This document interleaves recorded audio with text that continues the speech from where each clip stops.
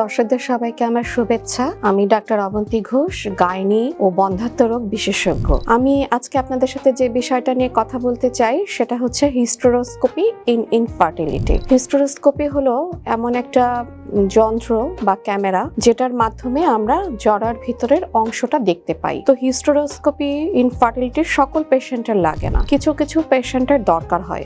যেমন এটা আমরা ডায়াগনোসিস এবং ট্রিটমেন্ট দুইটা পারপাসে ব্যবহার করতে পারি। তো ডায়াগনোসিসের জন্য জরার ভিতরে যদি কোনো পলিপ এবং কোনো ফাইব্রয়েড এবং জরার ভিতরে কোনো জন্মগত ত্রুটি থাকে, যেমন সেপ্টেড ইউটেরাস, বাইকর্নিয়েট ইউটেরাস, অথবা জরার ভিতরে যদি কোনো অ্যাডহেশন থাকে, সেই ক্ষেত্রে আমরা ডায়াগনস্টিক পারপাসে হিস্টেরোস্কোপিটা ইনফার্টিলিটি পেশেন্টদের ব্যবহার করি।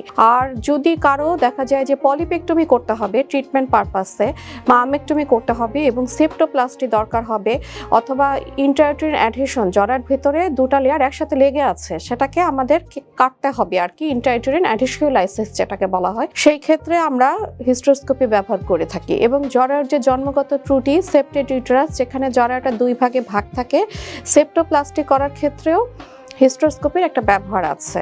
এবং সবচেয়ে বড় কথা, আইভিএফ এর আগে জরার ভিতরের কন্ডিশনটা কেমন আছে, যেখানে বাচ্চাটা ইমপ্লান্টেশন হবে জরার ভিতরে সেই জায়গাটা ঠিক আছে কিনা, এটা দেখার জন্য হিস্টেরোস্কোপি বন্ধ্যাত্ব রোগীদের দরকার হয়। তো হিস্টেরোস্কোপিতে এখানে একটা ক্যামেরার মাধ্যমে আমরা জরার ভিতরে পানি দিয়ে জরার ক্যাভিটিটাকে ডিস্টেনশন করে আমরা জরার ভিতরের যে লাইনিংটা সেটা দেখি, এবং দুই সাইডে দুইটা টিউবের অস্টিয়াম পর্যন্ত আমরা দেখতে পাই। তো হিস্টেরোস্কোপি যাদের লাগবে তারা অবশ্যই হিস্টেরোস্কোপির সাহায্য নেবেন। আলোক হেলথ কেয়ার এবং হাসপাতাল সুনামের সাথে দীর্ঘ 30 বছর যাবত এই অঞ্চলে কাজ করে যাচ্ছে। তাই পরিশেষে বলবো, আলোকের সেবা নিন, সুস্থ থাকুন। মনে রাখবেন, সুস্থ জীবন সুন্দর পৃথিবী। সুস্থ জীবন